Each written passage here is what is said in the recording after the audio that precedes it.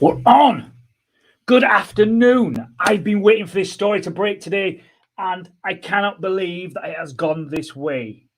So, for those that don't know, I'm Paul Tinker, and I train property investors to make more profit from their refurbishment projects.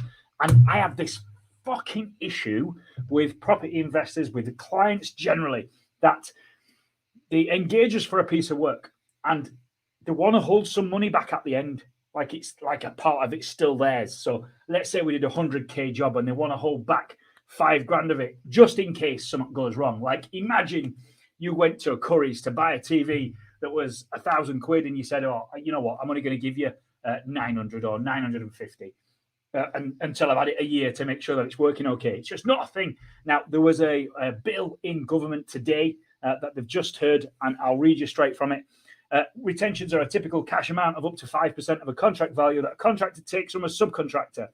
This money is meant to cover any remedial work that might be required and should be released after completion of a contract if there are no defects. Now, the government have actually recognised that this is an issue in the industry.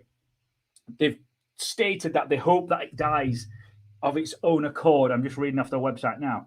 And then they've gone on to say that the industry would do better without them, and yet they've still kept them in place, and they've outlawed a ban. They've said that this ban's not going to happen, and we're still going to operate in this fucking archaic manner.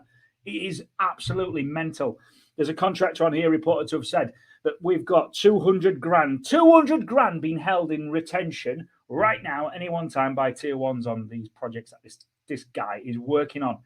It is absolutely like I actually can't get over it. There's the article.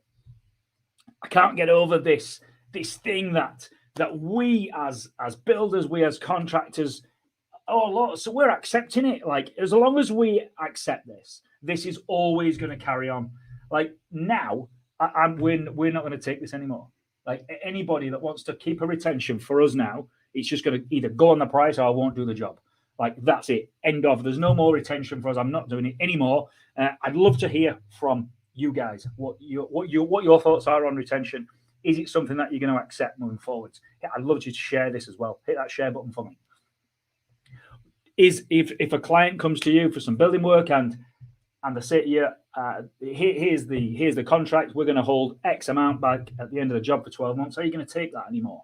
Like I'm not having this anymore, and I'd love to see the industry just stop, because this only continues whilst ever builders, contractors, tradesmen are allowing it. This is the only way that it can continue, is if we let it happen and we accept these terms. Now, I'd love to hear from you. What are your thoughts on this? What are your thoughts on this issue, and how the government can reject this call to ban the practice? This is the only industry that I know of, that I can think of, where this is a thing.